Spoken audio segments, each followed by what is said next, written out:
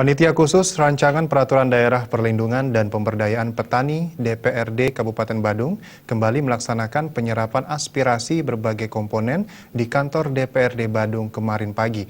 Serap aspirasi dilaksanakan guna mendapatkan masukan dan penyempurnaan pokok pikiran dalam mewujudkan perda yang dimaksudkan untuk memproteksi lahan pertanian di bumi keris Badung. Serap aspirasi Pansus Ranperda Pelindungan dan Pemberdayaan Petani DPRD Kabupaten yang dilaksanakan untuk kedua kalinya, melibatkan perwakilan bekas Subak Abian maupun Subak Yeh, PPL, Gapoktan, KTNA, serta HKTI Badung, dengan melibatkan tim peneliti dan perumus dari Universitas Warmadewa dan Universitas Udayana. Ketua Pansus Ranperda Pelindungan dan Pemberdayaan Petani DPRD Kabupaten Badung, Nyoman Dirgayusa mengatakan, telah memahami yang menjadi problem besar yang dihadapi petani dan pertanian. Salah satunya ahli fungsi lahan, tidak bergengsinya profesi pertanian dibandingkan dengan profesi pariwisata. Meskipun potensi pada sektor pertanian sangat tinggi, Nyoman Dirgayusa menyatakan ketegasannya jika terwujud perda pelindungan dan pemberdayaan petani, tak akan hanya menjadi macan kertas, namun merupakan dokumen hidup yang disertai sanksi bagi pelanggarnya. Dan pemberdayaan ini kita akan tuangkan dalam bentuk yang pertama yang mengancam para petani kita adalah alih fungsi.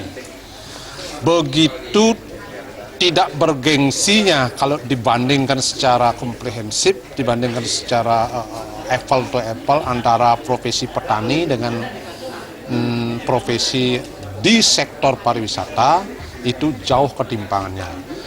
Di sektor pariwisata bisa melahirkan pengais-pengais dolar yang besar, bisa menjadikan para pelaku ini menjadi kaya raya. Di petani, walaupun saya katakan dari awal bahwa apa yang dijual itu adalah ritual daripada petani, dalam bentuk ritual adat dan budaya, dalam bentuk subaknya yang pesohor.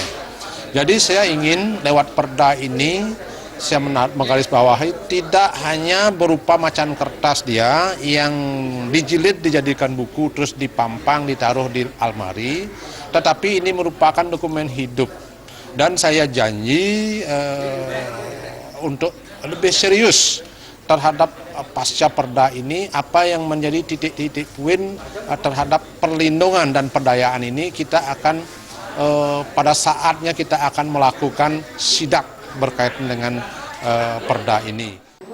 Lebih lanjut, Nyoman Dirgayusa menyatakan melalui terwujudnya perda tersebut merupakan langkah nyata mendukung program Bupati Badung mewujudkan pertanian temporer sehingga petani bangga menjadi petani.